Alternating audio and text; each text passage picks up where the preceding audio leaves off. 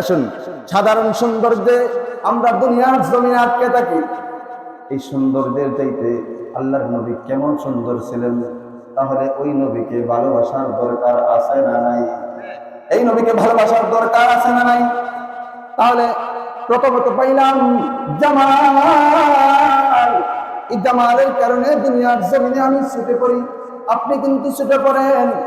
বিয়ে করানোর সময়, বিয়ে বসার সময় সবাই কিন্তু সুন্দর জামাই টুকায়, সবাই কিন্তু সুন্দর বউ তালাশ করে। আবার সবাই কিন্তু ছেলের বিয়ে করানোর সময় সুন্দর বউ তালাশ করে, মেয়ে বিয়ে দেওয়ার জন্য জামাই যেন সুন্দর হয়।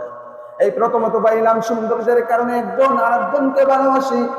সাধারণ সৌন্দর্যের কারণে যদি জমিনে আটকে থাকি, তাহলে দুনিয়ার জমিনে যত কিছু আছে, আখিরাতে যত কিছু আছে, আল্লাহর নবীর সৌন্দর্য একটু সামান্য সৌন্দর্যের সামনে যদি না যায়, ওই নবীকে আমি আপনি ভালোবাসতে রাজি আসিনি। বলেন, আপনারা আসলে ভালোবাসেন? কিভাবে আপনারা আসলে ভালোবাসেন?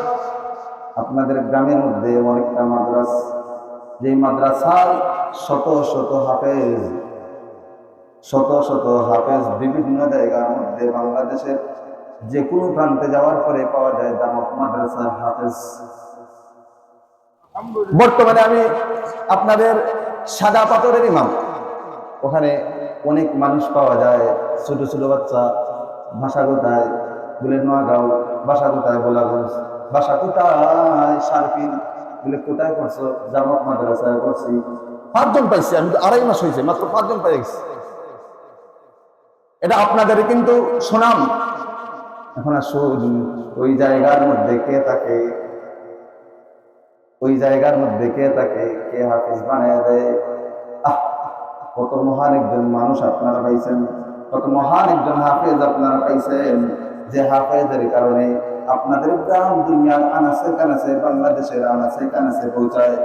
যে আওয়াজের কারণে, যে কোরআনের কারণে আপনার গ্রাম আলোকিত, আপনার মাদ্রাসা আলোকিত, যেই কারণে আপনার গ্রামের সৌন্দর্য বাড়তেছে, মর্যাদা বাড়তেছে, সে একটা মাত্র কারণ হাফিজাহুল্লাহ হুজুর, বড় হুজুরের কারণ।